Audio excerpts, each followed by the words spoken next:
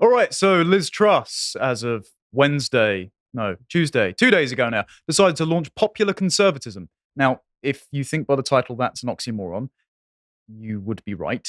I don't even know if that's true because, I'm sure we'll go through all the list of points. But if you look at all the list of points, you would have probably majority approval from the country itself. So they're missing a big one. Well, yeah, I'm sure they are. A very, very, very most popular big one. Yeah, I'm sure they are. And also, the Conservative brand, they're not launching this outside the party. Yeah.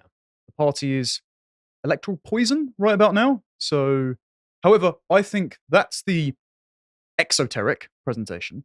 The esoteric reading of this is a post-election effort to consolidate the five families and all the Tory dissidents under one manageable umbrella with media connections. And I think there's a good case for it. But before we get into that, speaking of GB News, former presenter Calvin Robinson has now made the good decision to come and join us over at the Lotus Eaters, and he will be doing his Common Sense Crusade on Thursday afternoons. There's the first episode as you're watching this, if you're on YouTube. You can go and subscribe to the website for as little as £5 a month, or if you're an existing subscriber or a new subscriber, you can go to our gold tier for 50% off for the first 3 months by using the code Crusade. And the incentive to do that is that Calvin, on the last part of the show, will be doing a fatherly advice segment. He'll be responding to your video comments and questions. If you do send it in to mark it out from the video comments we get for the usual podcast, please start your comment with Dear Father Calvin or Dear Calvin Robinson and the like, and you can interact with him. So look forward to that. Right, on to the news then. So this was Liz Truss's launch event. It was hosted at the Emmanuel Centre in Westminster, where they had NatCon last year, which was very successful, launched Miriam Cates and Danny Kruger as rising stars, backbench rebels, and the like. And they were trying to capitalize on the same energy. Mm-hmm. Don't think they quite got it, but there you go. Hi folks, sorry to interrupt the video, but I just want to direct your attention to the aesthetics range of merch that we have on the store. These are beautiful images that I think work really well as posters or mugs. So if you want to support us, going over to the merch store at shop.lotuseaters.com is easily the best way other than signing up on the website. It's headed up by the former head of the IEA, the Institute for Economic Affairs, the neoliberal think tank. So that's Mark Littlewood. Now he's jumped over to this to work with Liz Truss, and it coincided with Liz Truss's new book announcement, 10 Years to Save the West. Now, as you mentioned off air... Yeah, that was the case 10 years ago, Liz. I'm also just so sick of hearing Tory MPs have got a new book out. I don't care. It's not... You ever seen that Sam Hyde meme about this, actually? I don't know. There's this great meme from him where he's talking, and he's like, oh, you've released a book, have you? Oh, yeah, that's going to change the Western canon. Oh, you're really adding to that collection, aren't you? It's like, no, you're wasting my time, is what's going on there. There are some books which are worthwhile. I don't think someone who is not quite capable of breaking the neoliberal paradigm is going to add to the Western canon, though. That's my point. You're right. Yeah. Another MP's written a book. What about themselves? Okay. Yeah. I don't know, man. Jess Phillips' book was pretty interesting. So was Nadine Dorris's. I'll probably read this one too. I got hepatitis, did you? And what was it, genital warts? No. It was the fact that she's like basically outlining the sort of corruption in there, going, hey, you can promise people favors and they'll do things for you if you scratch their back. And it's like, Jess, that's corruption. But don't worry. Amazing. Anyway, can't wait for her to be helping lead the next government. This was also involving Jacob Rees-Mogg and Lee Anderson. Now, this is very notable because Jacob Rees-Mogg was also a former cabinet minister. Lee Anderson has just resigned as deputy party chairman, the only Red Wall MP still in cabinet, over the Rwanda scandal. Both of them are GB News presenters. That is going to be a consistent strain as we see who is attending this and where this might be going. But so... Also, Anderson was affiliated with the New Conservatives. So he was at their launch event and he was in the original Times article when they announced it. But then he didn't show up to the event where they debuted their immigration policy at the Unheard Cafe. And they just said, he's ill and also he can't be here as a splinter group in an official capacity, even though he went to the Tory party conference event. So he's now nailed his colours to the mast with this group rather than the New Cons after leaving his job. So there's clearly, even though this has just come out of nowhere and the New Cons have some staying power in terms of being able to influence policy, he's clearly backing this for a reason. Why is there a distinction between the NatCons and the PopCons? That's a great question. Why aren't these just the same groups of people? Because they're trying to do the same thing. So I think what they're trying to do, as we'll pull out the list later, is they're trying to be the umbrella organization for all of these, because there's a bunch of groups. There's Suella's and Robert Jenrick's rebels. I think they're unnamed, but they also sit with and vote with the New Cons. There's a European research group that Jacob used to head up, used to be headed up by Mark Francois, is now headed up by Andrea Jenkins MP. who is the only person to have publicly put a letter in against Rishi Sunak. I mean, let's not kid ourselves. Liz Truss has absolutely put a letter of no confidence in about Rishi Sunak. Sure. So have like 28 others. But she's now the face of that. So I think what they're trying to do is wrangle all of these adjacent but name distinct groups together under one manageable group, which has a media apparatus also to push their agenda. So, I mean, it's I'm something. struggling to see the point, if I'm honest. Like, aren't half these people they're not going to have a seat in a few months? lots of them are. And then, well, where's it going? Because, like you mentioned, the Conservative Party is it's even lower than it was under Theresa May. Yes. At this point. They would I'm very lose much to Jeremy Corbyn at this point. Yeah, like I'm very much of the opinion it needs killing. So I'm just not invested in the drama, if you know what I mean. Sure, but this is because you aren't within the camp and thinking after the next election the soil is going to be fertilized for us to take over an opposition and do some real conservatism. Like, yeah, I'm not on that train. No, I'm not saying you have to be. I'm saying this is their mindset. Right. So it's very instructive to see where politics is going to go after the next election. Whether or not they're going to be successful, who knows? But they might be introducing someone because they think they have a better chance at success if they do so. I'll mention that in a moment. So I just thought I'd bring up a tweet from a friend here because this is genuinely the vibe, and seems to be what you've given off. It's funny that every 4 months, journalists and various MPs and hacks are dragged into central London to watch what is basically a glorified PowerPoint presentation on the latest ragtag team of politicians to announce the latest harebrained scheme to attempt to fix the It's exactly your position. What? I was so How bored did you of get it. preempted so Yeah. easily? Great minds think alike, I suppose. Yeah. Well done, Adam. Anyway, so who was there, right? So I'm focusing on Liz Truss here, and she did this little interview, and it's worth watching a little bit just to, again, see the lack of enthusiasm and the boilerplate points. And by the way, I don't even dislike Liz. Genuinely. No, I don't. I've always referred to him as a bit dim just because she doesn't understand how politics really works. She didn't understand that she was always going to be ousted. Yeah. But she had some right instincts. But this just sounds sort of tired. So she was interviewed by GB News here, and I'll just play a little bit of it. Liz Truss, why do we need in this country the popular Conservatives? Well, we've had a Conservative government for 14 years, and we've achieved many things, including Brexit, trade deals, keeping Jeremy Corbyn out of office. But one of the problems we have, as though we've got a Conservative government, what we're seeing in our schools, in our universities, in our corporate sector, is the spreading of wokery, of left-wing ideas. Really? Wow. And what Whose fault? PopCon is about combating that. Because the people of Britain want us to deal with the real issues. Immigration's too high, the government's too big, taxes are too high. Whose But fault was what that? we constantly hear is the left. So PopCon is about challenging that. It's about challenging the left-wing orthodoxy and making it positive Whose to be a fault is- So conservative. has your government lost its way then? That's why you need it.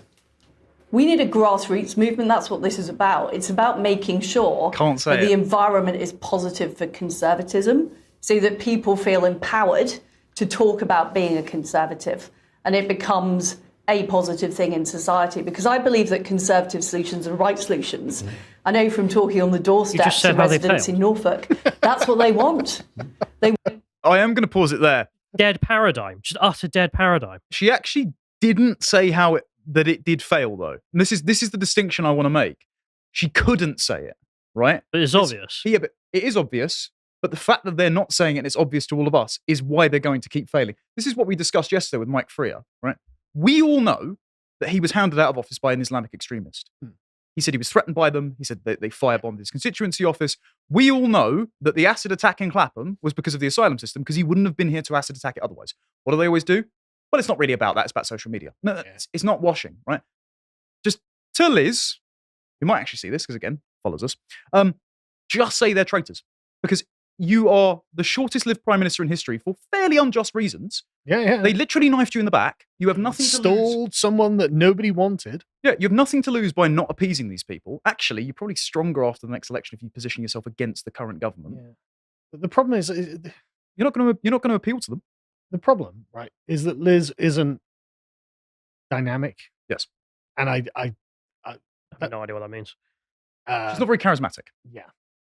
she's not presenting the best possible case in the strongest possible way, in a way that is gripping and compels you to at least carry on listening to what she said. Because after 5 seconds of her talking, I'm like, I was feeling like it right? Exactly. She turned around and just went, "Oh yeah, I was killed by a bunch of traitors who have done all this." Like, See, if she'd said that, literally said that, I'd be like, okay, Yes. I'm listening.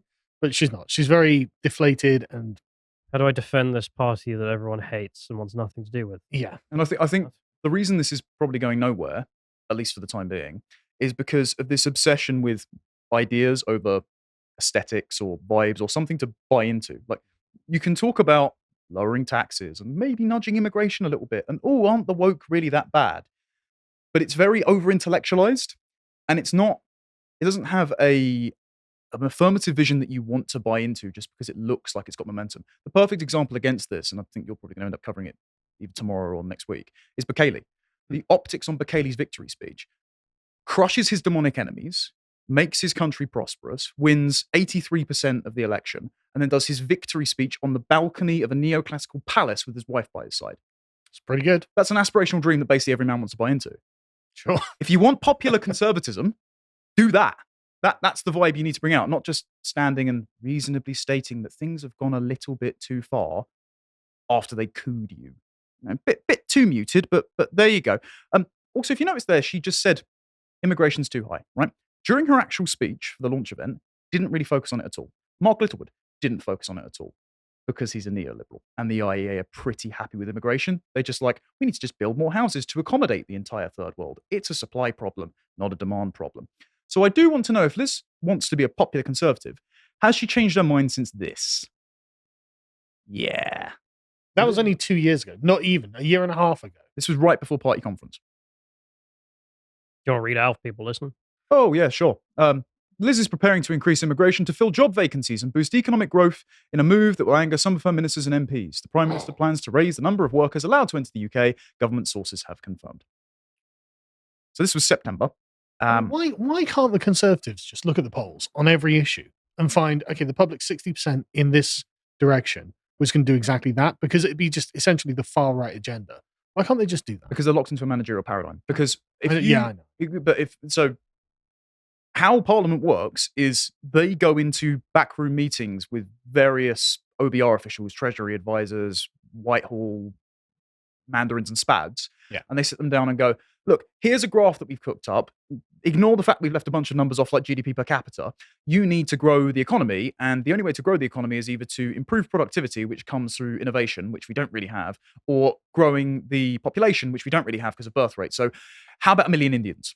And that's what you've got. And it just seems like the fix-all plaster. Never mind the fact that most of these vacancies, I mean, I heard yesterday that 54% of the country are on benefits now of some kind. Yeah. Never mind that most of these vacancies are either because you are not innovating in things like agriculture, so you could have better machines rather than just random Bulgarians coming over and picking the fruit. Just to be clear, this isn't evenly distributed either. Yep.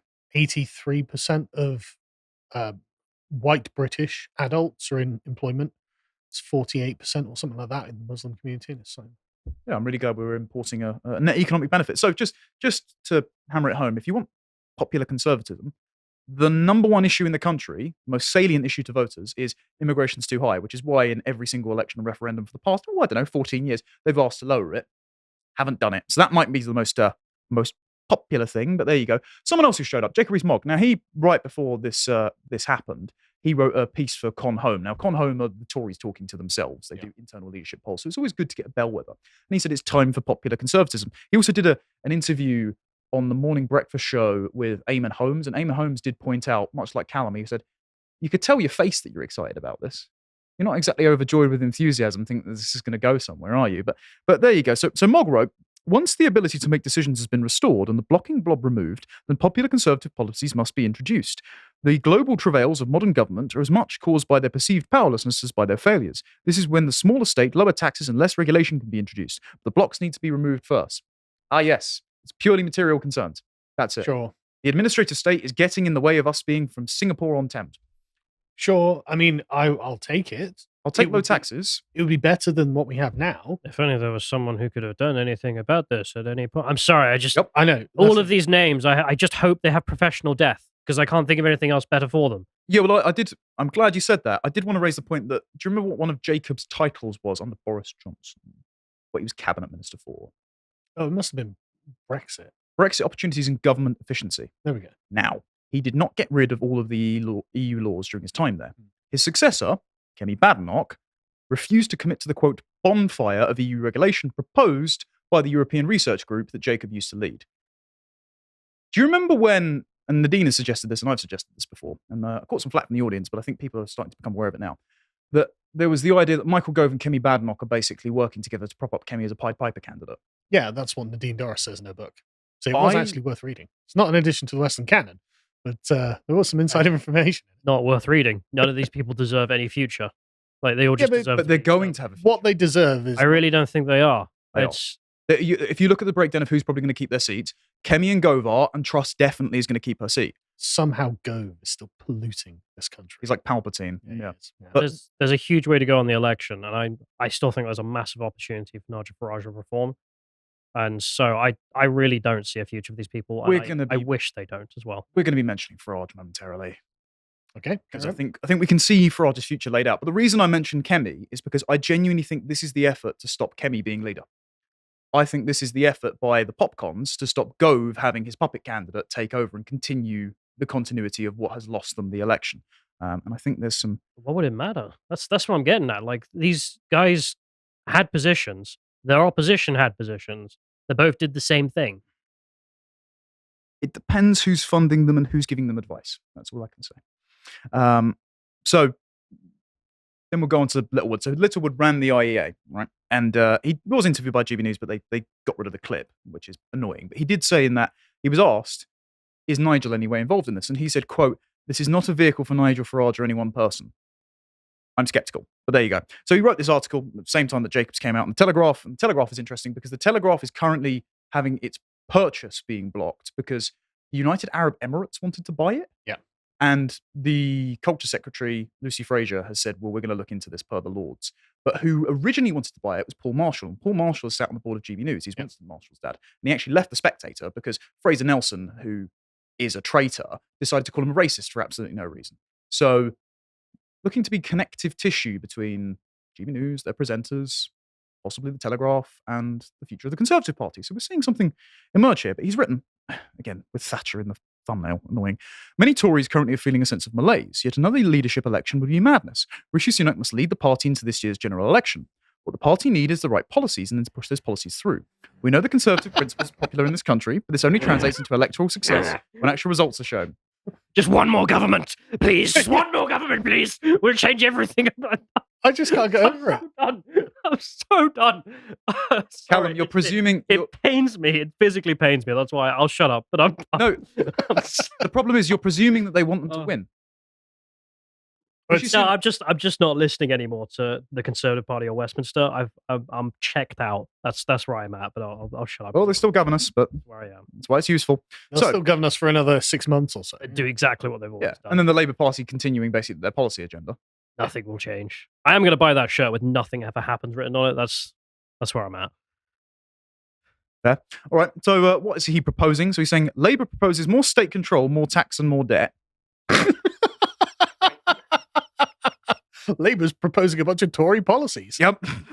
It's up to the Conservatives to make the case for economic freedom and lower taxes. Yeah. This is a popular policy platform, but MPs need to stop subcontracting their jobs to unaccountable institutions like the OBR and start making decisions themselves.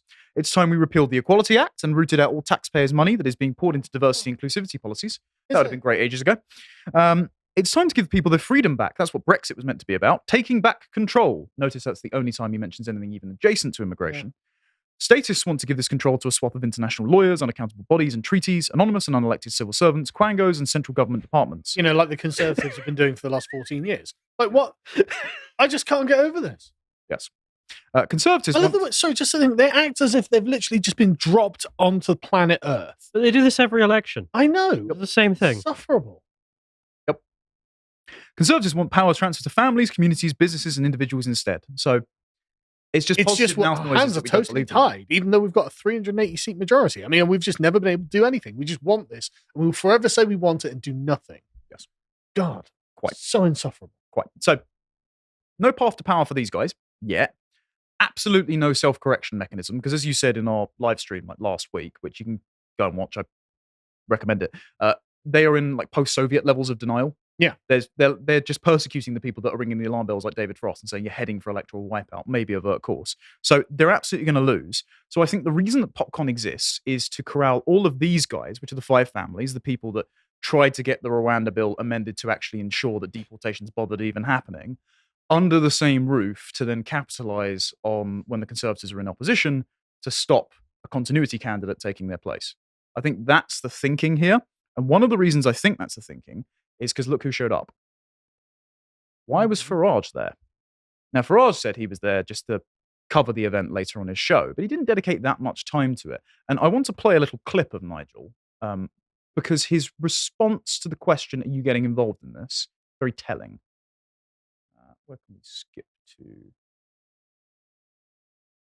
In this room, how many current serving Conservative members of Parliament are here? I think less than a handful. And so the point really is that whilst I agree with many of the things, not all, but many of the things that Liz Truss is saying, within the Conservative Parliamentary Party, she's part of an embattled minority. Are you joining this group? No. No, I'm not joining this group. I'm interested in the ideas, and I think after the Conservatives get thrashed at the next election, which, by the way, they thoroughly deserve, then I think maybe, finally, we'll get a reuniting of the right in British politics. It was briefly presented to the electorate in December 2019.